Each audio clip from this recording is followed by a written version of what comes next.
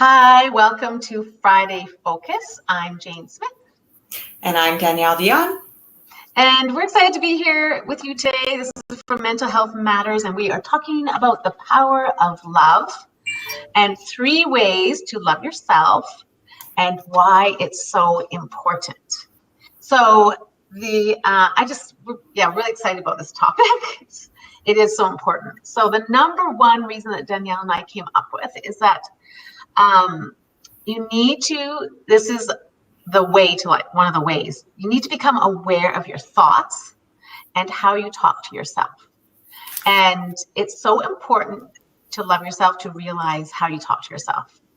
And you want to talk to yourself like a good friend would, or a lover, or someone that adores you. How do they talk to you? And that's kind of the first step.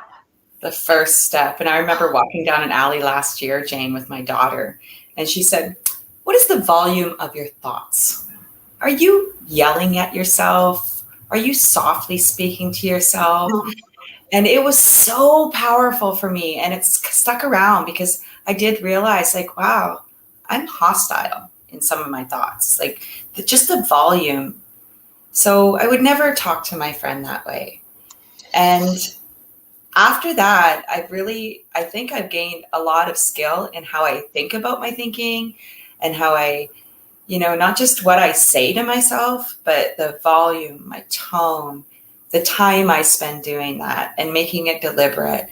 How are we communicating with ourselves, and are we even thinking about that? Right? Most people, I believe most people aren't really aware of their thoughts. We go along in our day and it's busy, and I think we're hard on ourselves. And, and sometimes you can wake up and go, I feel like I'm overweight and I don't look good. And it's like, you would not say that to a friend. If a friend came over and said, "Oh, I don't feel good today, I'm overweight," you'd be like, "What? You're amazing. You look beautiful." That's what you would say to a friend. Absolutely. And to think about too, if you're thinking that way, then you're going to feel a certain way. Whoops, the fire hall. So you're going to feel a certain way. So then you'll behave a certain way, which is self-confirming, and so thinking about how we think and recognizing that we have to be a priority in our thoughts, and to do that in a way that encourages our well-being and our refueling it's a skill, and it takes practice, and it's also, there's lots of information out there and help for people. So if you're thinking in a way and you recognize hey, yeah, actually I'm saying things to myself I wouldn't say to my friend, or yeah, I'm yelling at myself, my thoughts are loud and overwhelming, then it's important to take responsibility for that and go and find ways to seek help. Yeah, and it can truly change your day, and then each day is better. You know what I mean? It all adds up. And so if you can become aware and think, "Wow, that wasn't very nice," when I got up and looked in the mirror and said, "Oh, you look tired today." No, today's a great day. I'm healthy. I'm good. Loving yourself just as you are right now. So it starts with the thoughts. It truly does. It starts with the thoughts, because that's next from that is a decision. So, and how many decisions? I watched a video the other day, and it was about 35,000 decisions we make in a day. Oh, so wow. I know. So if we're thinking in ways that are harmful, how does that affect the decisions we make? And the more decisions we make, it's exponential. One decision leads to a better decision if it's good, and on and on and on. Or the other way. Amazing. Power of our thought is number one by far. Yeah. Okay. So number two, I actually like number two because it's, and I mean, most people know this, but you're just not aware of it, I guess. And it's take care of your precious body. And this one really hit me the other day. I mean, I'm 57 years old.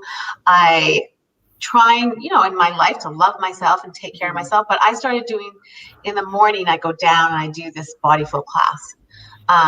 Since the pandemic, I started working out in the home gym. And the other day I was doing the body flow class, and this beautiful woman, this instructor, she's from Australia, and almost gives me goosebumps thinking of the moment when she was doing this stretching, and she gets you to lean forward and hug your legs. And she said in her beautiful accent, "Take care of your precious body." And I had a moment where I looked at the screen and I thought, no one's ever told me that or said those words to me. I mean, I was raised by my parents and they loved me, and I struggled with, body image and issues, but no one ever said in that really compassionate way, take care of your precious body. And I thought, wow, like we have to. That's all we have, our body. What it's like today in this moment. Love your body and take care of it. Wow, Jane, that was such a powerful moment for you, right? I can imagine you sitting there working out and sweating, and somebody just kind of says something, how profound, so simple. She just meant it from her soul. And I know that woman takes care of her body. She knows how important it is. And I thought, I work out, but I wasn't thinking, wow, all of us need to take care of our bodies. What else do we have?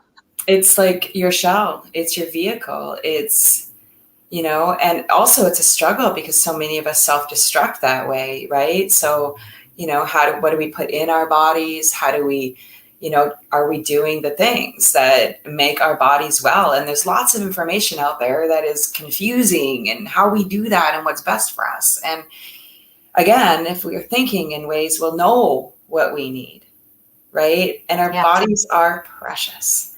Like, that's such a big thing. What comes up for me is eating. What are you eating? Sleeping, sweating.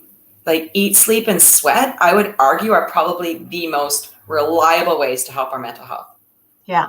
The most reliable in research, what you're eating, what you're putting in your gut, what you're, refueling your system, how your sleep and how it can affect your well-being and your thoughts. And if you're actually getting a sweat, going out and sweating, not just, I got up and did a walk around the block, but actually sweating, give your body that detox. It's so powerful. And sand, the sun, I always add sand and sun to that, and salt, the salt of the earth. And so eat, sleep, sweat, salt, sand, sun. Those are the things when I think about my precious body, or, what do I need right now? My therapy is those things now. That's and I know people have woken up this morning and they're not well. They're struggling with whether they have diseases or cancer, or they have so many things from diabetes, or they're overweight, or they wake up and they might feel like, well, they might watch this and say, well, I'm not happy with it. But it's about accepting yourself as you are today and looking in the mirror and being, I love myself. My body is precious. I can go outside and walk. I can hug my children, or like having that gratitude for where you are now, because the opposite is not liking yourself. So all you have is today. So love yourself. And if you need to make changes, eat healthier. And when we eat healthy, Danielle, do you feel like if you've had a really healthy day of eating where you've made really good choices, when you go to bed, you're like, I did so good. I ate like a salad. You feel better. Like, I physically feel better after a salad. So I've always said that. I'm like, why do I feel like this boost of like, wow, I feel great.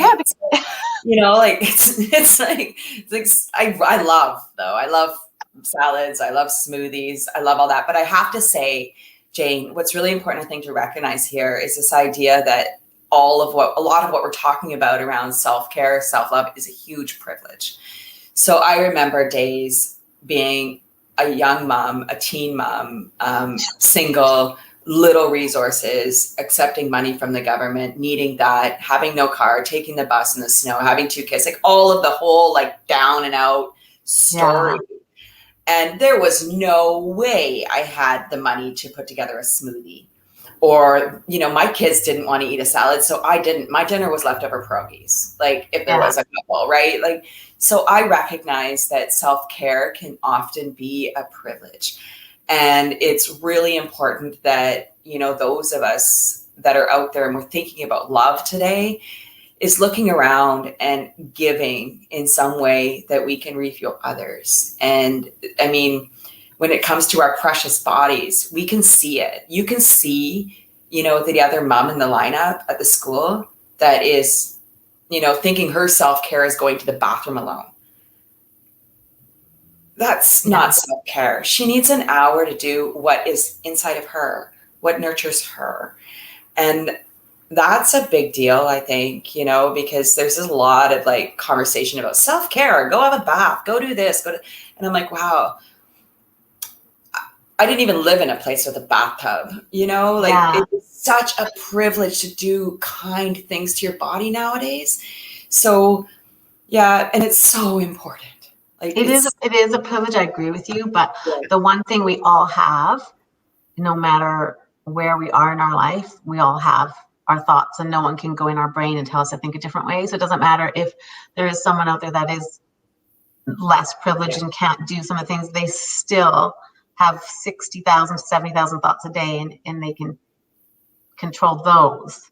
But absolutely. I guess we better move on to our third one. Our third is our third way to love yourself is it's about being true to yourself, living your truth, and like we're all unique, and sometimes we pretend to be someone we're not, and sometimes we'll do that for love too. Like you act a certain way, but you're going against your truth.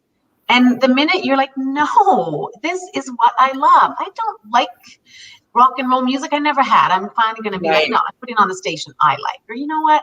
I don't like violent shows. Like with my husband and I, I'm like, no, I like only positive stuff. Like being true to you, and then you feel better. You're not trying to be what you think other people need you to be. That when I hear about that, when we were talking, what came up for me, and I tossed about it being number one, and it could still be, if I don't know if these in order, but boundaries. So know yourself. And so that goes back to your thinking, and then set boundaries. Yeah. Be clear on how you need to feel love, give love, you know, and by being true to yourself is about being true to yourself in action and saying, actually, this is how it's going to look for me. And it's going to look this way. It has to look this way, or else it's not self-love. It's not caring about myself. And that way others around you can see how to love you. And when you lose love, or when people move on and there's loss, you still have you.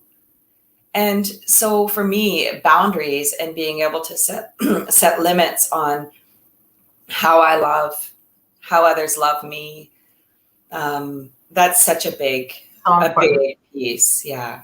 So important. Amazing. So we're going to move to the 3 whys. So why do we need self-love? Why is it so important? And the number one why is when you love yourself, when you can fill yourself up and love yourself, your relationships will be healthier. Your relationships with your significant other, with your siblings, with your parents, with your friends.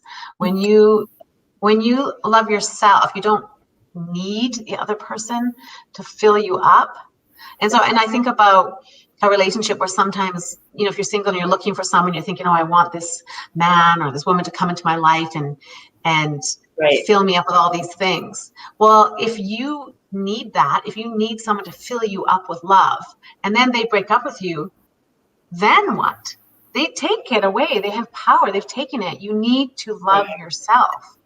And so then when you enter into a relationship with someone else, you're confident, you're not needy, and you're like, I'm good. Like, I'm good. I want to be with you, but I don't need you because I do love myself and I'm happy on my own. And so then there's not that loss if they leave. I love where you're going there, right? I mean, it's such a bonus to have someone to love.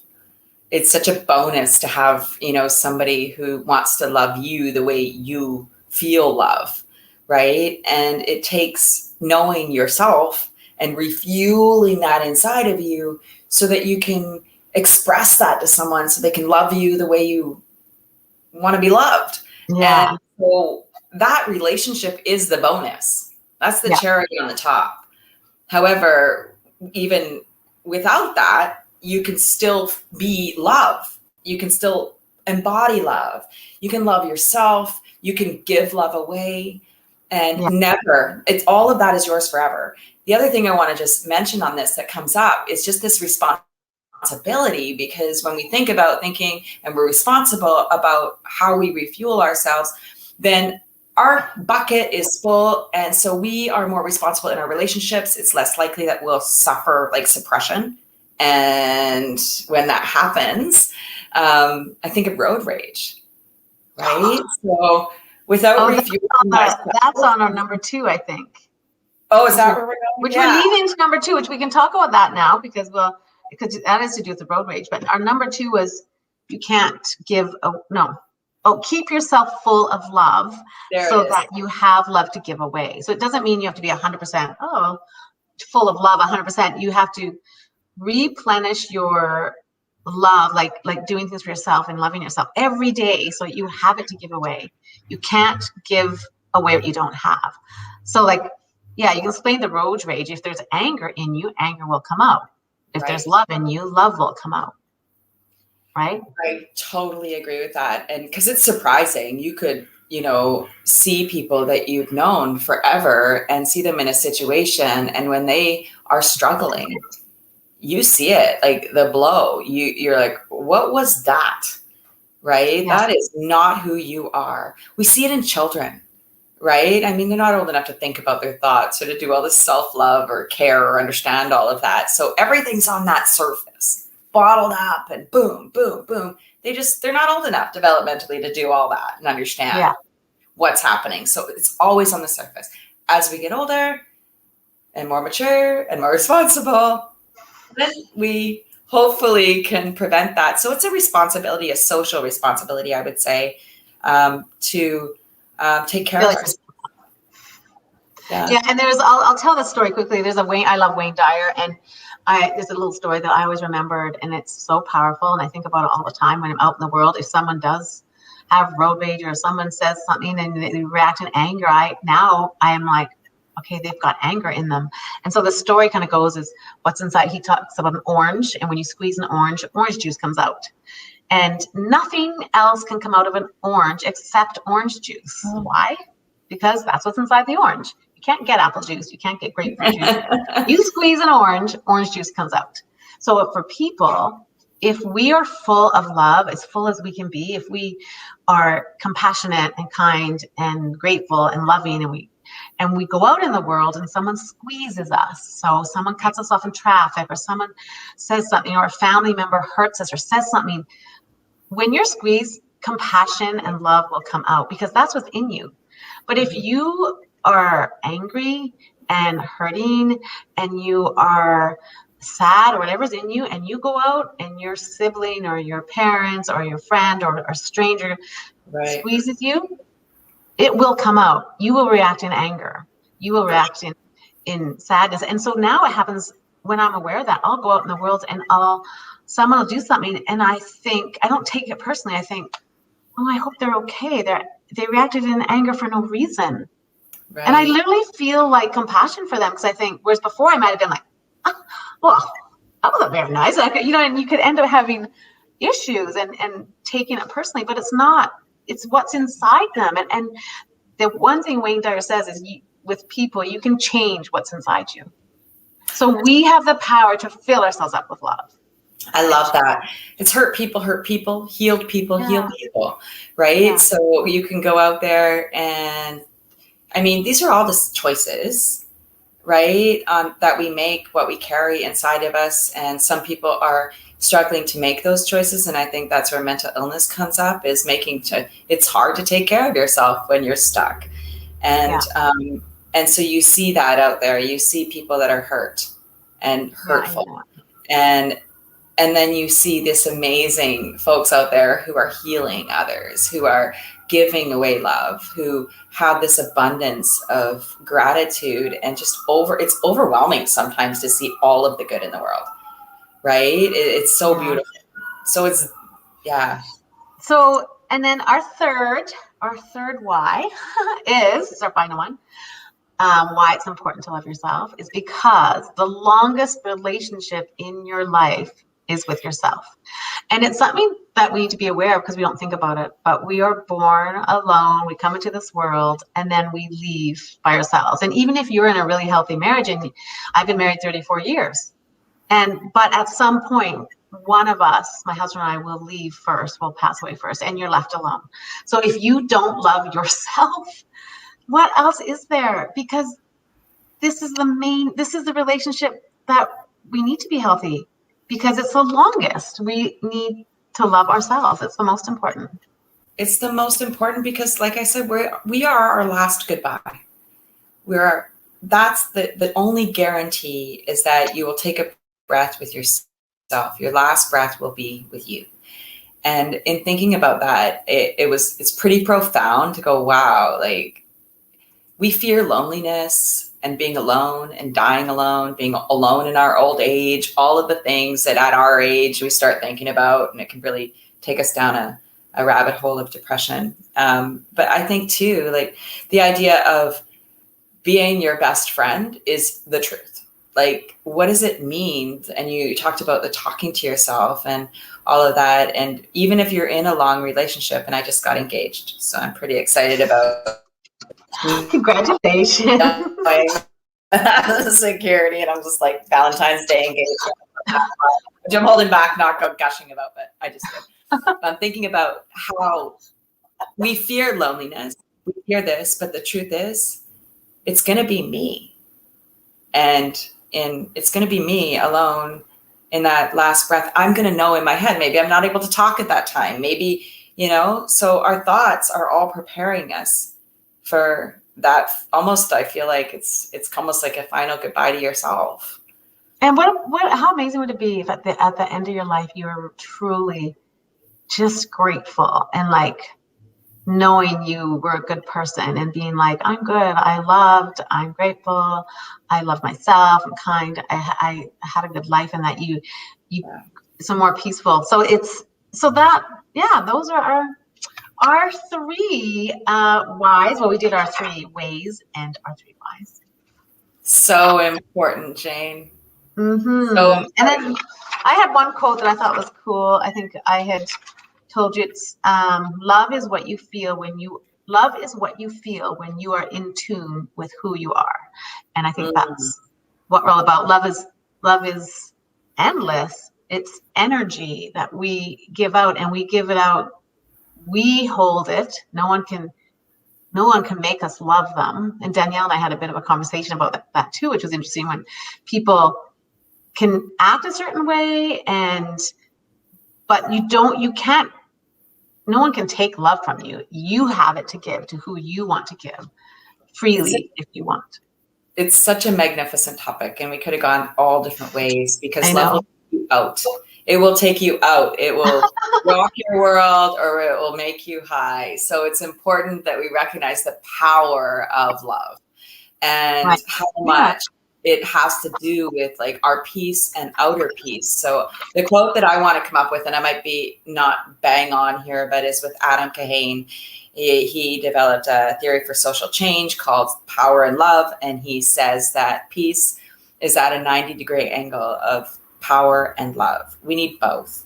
And that includes not just in our home relationships, but in policy and everything, in government structure. We need both. With too much of one or the other is never healthy. And working with parents, I see that, right? We need both. It needs to be in the middle.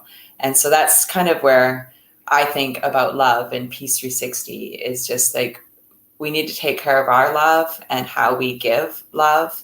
And we also have to recognize there's power, and we need power for change and for progress and jobs to get done. And we need to unify everyone too. Yeah. So you need the balance, and you need both.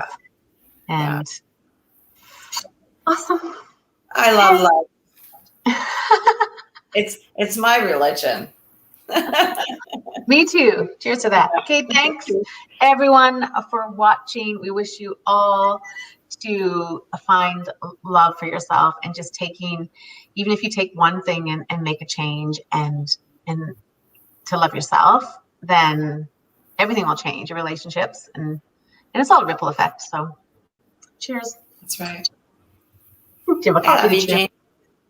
Oh, here we go. Cheers. And happy Valentine's Day to the newly engaged girl. Thank you, Jane. Okay, bye everyone. Thanks for watching. Bye.